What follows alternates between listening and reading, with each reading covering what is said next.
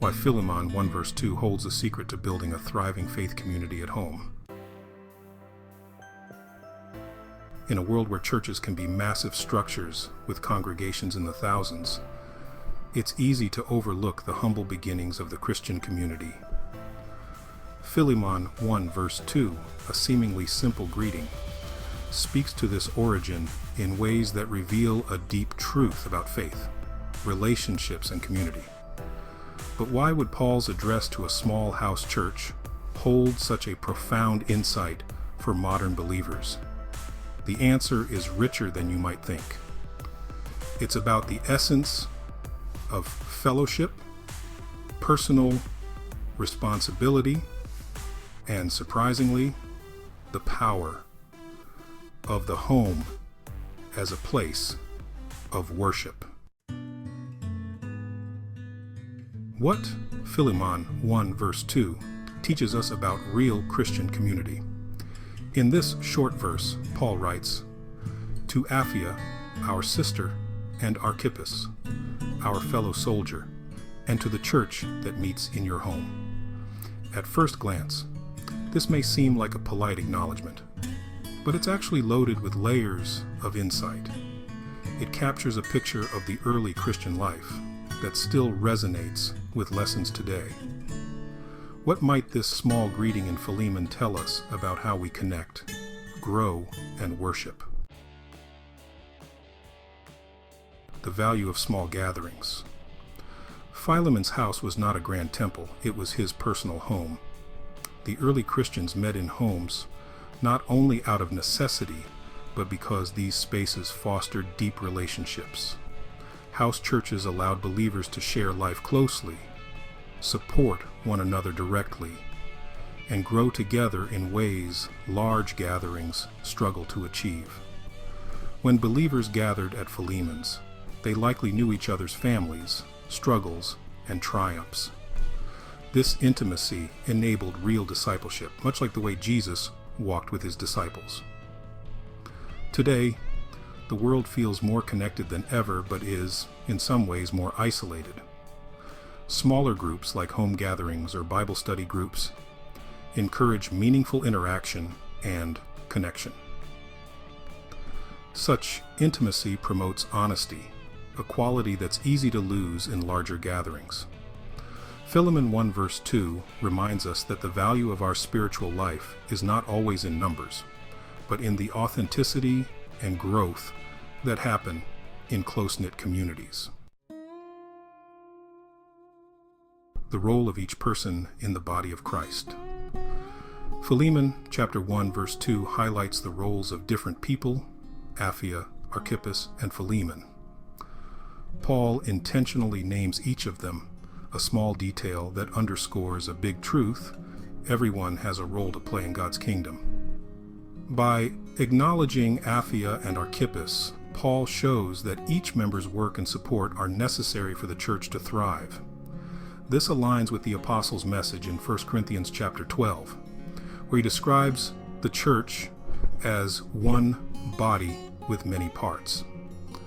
Here's a modern takeaway: whether you're the person leading a ministry or offering a warm meal in your home, your contribution is essential.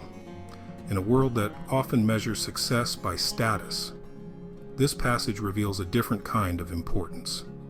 Your faithfulness, no matter the scale, is part of a divine plan, and God values it deeply. Every believer, from Apphia to the Apostle Paul himself, has a significant part in building a strong, effective faith community. The power of the home as a sacred place. Paul's letter, addressed to the church that meets in your home, conveys a powerful message. Sacred spaces aren't confined to cathedrals or temples. They are where believers come together. In biblical times, homes were more than residences. They were places of hospitality and spiritual gathering. Worship was integrated into the home environment, connecting daily life with spiritual growth. This practice finds echoes in Acts chapter 2, verse 46, where early Christians met day by day, attending the temple together and breaking bread in their homes. What does this mean for us today? For one, it reminds us that our homes can be more than just places of rest. When we invite others into our homes, we create an atmosphere for spiritual support, encouragement, and worship. Imagine turning your home into a place where others feel God's presence, whether through meals, prayer, or Bible study. In this sense, every home has the potential to become a place of worship and transformation, much like Philemon's. Christ as the cornerstone of community. While Philemon chapter 1 verse 2 doesn't explicitly mention Christ, every aspect of this verse points back to him. Jesus emphasized fellowship and community throughout his ministry, drawing people together in the common cause of love and service. When he dined with tax collectors or gathered his disciples, he demonstrated that the kingdom of God thrives on relationships. Philemon's house church is a testament to Christ's vision, a diverse group bound together, not by status or background, but by faith and purpose. By focusing on Jesus as the center of our gatherings, we allow our communities to be more than social groups. They become sanctuaries of grace, forgiveness, and spiritual growth. The church in Philemon's home likely modeled this as they met, prayed, and grew together in faith. Today, our gatherings can reflect Christ's transformative love in the same way, grounding our lives and relationships in his example. Why this ancient greeting matters today. So, why should a simple greeting in a brief letter matter to us? Because it challenges us to see Christian community in a new light. The values of fellowship, personal responsibility, and home-centered worship that marked the early church have profound implications for us. Philemon 1-2 reminds us that church isn't confined to large buildings or structured services. It's not about performance or rituals. It's about the relationships we foster, the lives we touch, and the spaces we dedicate to God. When believers gather, whether in homes, coffee shops, or even online, they carry with them the mission that Paul emphasized: unity in Christ, each person contributing to a greater purpose. Suggestions for applying Philemon 1-2 in daily life. Create your sacred space at home. Consider setting aside a specific time or space in your home for spiritual gatherings. It could be as simple as hosting a Bible study or sharing a meal with friends where you discuss faith and pray together. This practice doesn't have to be formal, but should be intentional, fostering a deeper sense of community and encouraging honest conversations about life and faith. Honor the roles in your community. Just as Paul acknowledged different members of Philemon's household, take time to affirm the contributions of those in your faith community. Recognize that each person's role is vital, whether they are leading worship, setting up chairs, or simply showing up to offer support. This approach not only builds morale, but creates a strong, interwoven community based on mutual respect and love. Conclusion: Philemon 1-2 and the vision of Christian community.